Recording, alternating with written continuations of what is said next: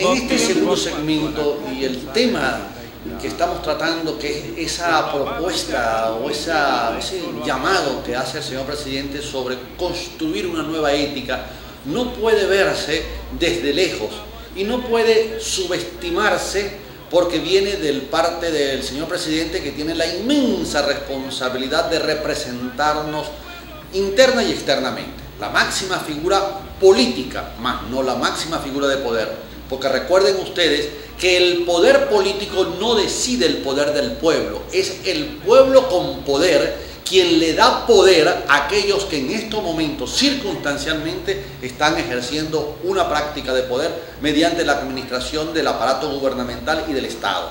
Eso es muy importante porque nuestra visión sigue siendo corta, miope. Siempre vemos que el poder de la persona que está en el cargo es superior al poder de todos organizados. Y pude ver en esa referencia que le hacía a un grupo de personas molestarse y protestar y tomar una estación de servicio reclamando algo que con justicia es válido, que es el suministro de combustible, verbigracia de todas las trampas y trucos y delincuencial que hay en el suministro de la gasolina en la zona fronteriza. Más allá de eso, estamos hablando de una sociedad de servicios.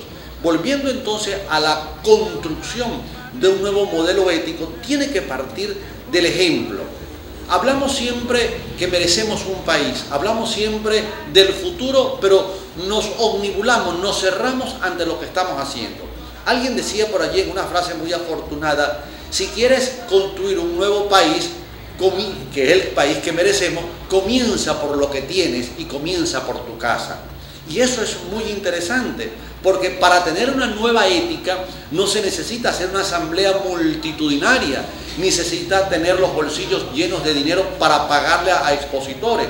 Comienza por la actitud de uno en la vida cotidiana.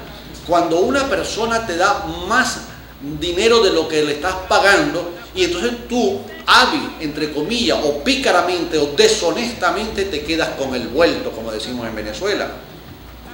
Cuando compramos a un precio mínimo y vendemos a un precio exagerado, cuando maltratamos a un niño, cuando consumimos licor en lugares donde hay niños, como vi recientemente en un acto cultural muy bello, el acto cultural, y veía al promotor de ese acto cultural a escondidas beberse 2 botellas de vino. Entonces yo no entendía cómo un acto dedicado a los niños en un centro escolar tenía clandestinamente a una persona consumiendo licor que a su vez era el promotor del acto cultural. ¿Es ético eso? ¿Va con los valores supremos?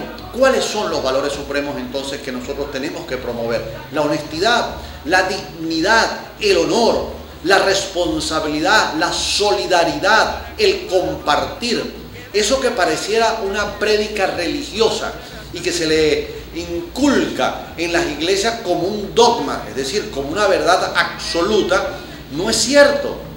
No es cierto. Nosotros tenemos que ser mucho más claros.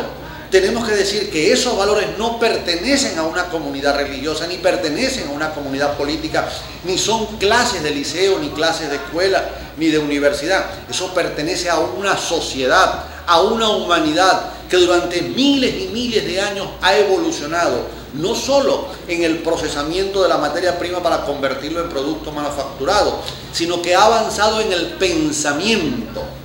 Ya no vivimos la esclavitud, aun cuando hay 800.000 personas que en este momento están siendo vendidas en el mundo, entre las que se incluyen las niñas que fueron secuestradas en un país del África y que tienen un precio en el mercado.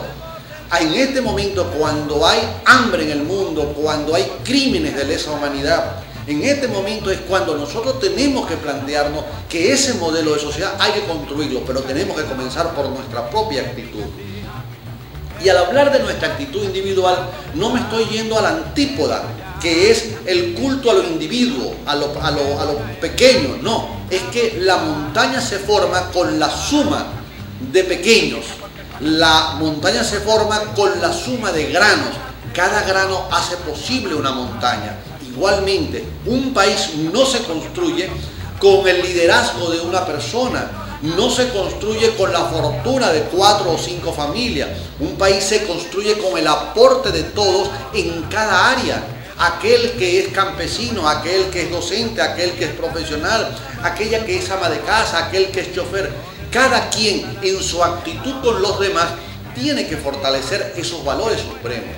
Lo otro, lo que la sociedad ha permitido, nuestra sociedad, para no irnos más allá de nuestra frontera, se ha caracterizado, por un lado, en valorar lo que tienes y no lo que vales. Cuánto tienes, cuánto vales. Y al tener más que el ser, le da prestigio social. Es decir, tienes carros últimos modelos, tienes avioneta, tienes quinta, tienes hacienda, fondo, tienes cosas, te rodeas de muchas cosas, y eso entonces se le endosa la palabra el don, se le endosa la palabra el patrón, la señora. Pero aquella persona humilde, aquella persona que vive en una casa modesta, aquella persona que tiene unos hijos formados en el estudio, aquella persona que trabaja dignamente, esa persona no es don, no es doctor, no es ingeniero, pero es mucho más ser humano que el otro que posee. Porque para nosotros el poseer es el culto a las cosas, porque para nosotros el tener vehículos, el tener objetos, el tener infraestructuras, muchas infraestructuras, eso nos da más fuerza, y eso no es cierto. Está más que demostrado que mientras más tienes, más careces de ti mismo. Dime de qué presumes y te diré de qué careces, dice un proverbio nuestro, muy venezolano. Esta llamada entonces del presidente me solidarizo, independientemente de las interpretaciones que se le dé de un lado o de otro, desde el punto de vista grande, desde el punto de vista que nos permita ver un país de todos, tenemos que ir hacia allá. No es esperar las elecciones para que el candidato tal, cuando llegue al cargo, vaya a hacer las cosas buenas. Veía también en estos días a una persona pedirle a un funcionario público que tiene el rango de alcalde que por favor le resolviera un problema de electricidad, que esa persona, ese alcalde tenía buen corazón, pero al final no se trata solo de tener corazón, hay que combinar hechos con palabras. Las palabras sin los hechos son huecos en el camino, y los hechos sin palabras están ciegos entonces aquellos que no lo ven. Hay que decirlo, pero hay que hacerlo. Hay que construir una nueva patria, pero ¿cuándo, dónde y con quién? Ahora, aquí y con todos. El verlo de esta manera nos hace enfrentarnos a lo que está establecido. Todavía en Venezuela la belleza es un acto que se le rinde culto de una manera frívola, en el caso de la belleza femenina. Por un lado seguimos practicando la frivolidad, es decir, lo aparente, lo vacío de una mujer, su belleza física, y no nos preocupamos por su belleza intelectual, por su talento.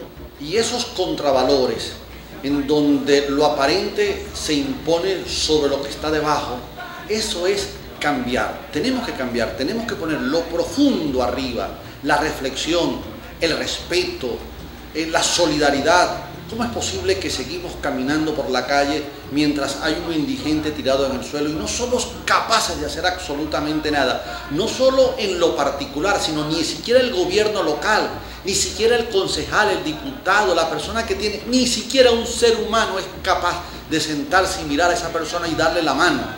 Esa pérdida de nuestra sensibilidad humana y ese endiosamiento a la acumulación de cosas.